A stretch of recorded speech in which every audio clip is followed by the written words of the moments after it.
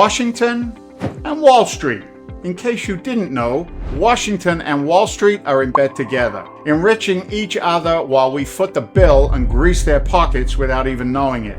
Take insider trading by congressional members like the former U.S. House Speaker Nancy Pelosi. She gets insider tips from Wall Street and feeds them to who? Yep, her husband, whose stock market returns make Warren Buffett look like an amateur. Their latest blockbuster trade, which she fed him, was an absolute doozy. The Pelosi's scooped up $2 million worth of Nvidia call options on November the 22nd of 2023. It was in fact the largest stock purchase Pelosi made in the last 3 years. But let's make sure we understand what really happened here. They bought leveraged bets on a company that Pelosi legislates. Let me say that again. They bought leveraged bets on a company that Pelosi legislates.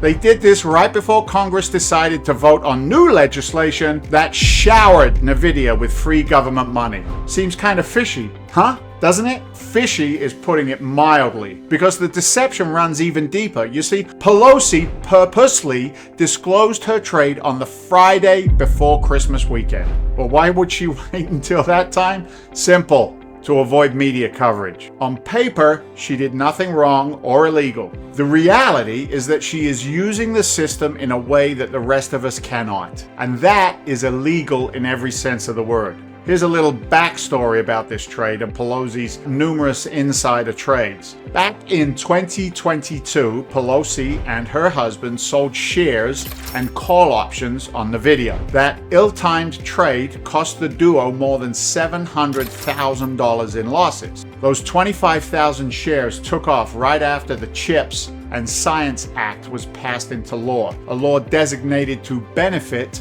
domestic chip makers. Anyway, those shares surged by almost 200%. Pelosi's original stake would have been worth more than around $12 million. So they had to make up for the blunder somehow, right? Of course. Pelosi insists that she did not give any stock advice to her husband. Nobody believes her. Everyone knows she is a lying crook, which is why so many professionals are looking for alternative investments that allow them to make passive income and build legacy wealth that they can pass on to their heirs.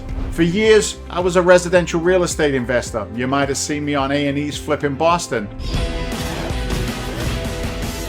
when my business partner and I would find, fix, and flip houses for profits. But that was a lot of work, and quite frankly, any kind of construction, including rehabbing houses, sometimes it ain't a lot of fun. There are times it actually sucks, okay? I eventually moved into alternative assets that were not easily accessible by the public at that time. My favorite alternative asset is commercial real estate, more specifically, cash flowing multifamily apartments in high growth areas around the country. These private equity investments used to be reserved for the rich until recently. Now anyone can grow their income, portfolio, and wealth with tangible, appreciated, and future-oriented real estate assets. Professionals who make good money but don't want to get involved in the process of finding and managing these deals, well, they can even invest in a hands-off manner. They can invest in private real estate funds, for example, that build, buy, and also lend to multifamily real estate projects throughout the country. By doing so, listen, they can generate cash flow, increase their net worth, and enjoy tax advantages not available through any other investment type.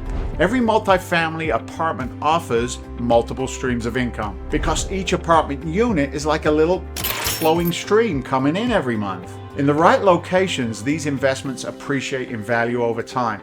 And that's why we look for properties in cities and submarkets where we expect outsized rent growth and investment demand. And we make as certain as possible that we have those advantages on our side by relying on our boots on the ground teams. These are local relationships with agents, brokers, banks, and other players that give us the real scoop about what's going on in a particular area. If you have questions or comments about investing in these kinds of asset types, go ahead and post them below. I will share more information and strategies on this channel, So if you found this information and this video interesting, press the like button. This way you'll get to see more videos on the topic, and also subscribe to the channel so you get notified when new videos get posted. For Legacy Alliance, I'm Dave Seymour.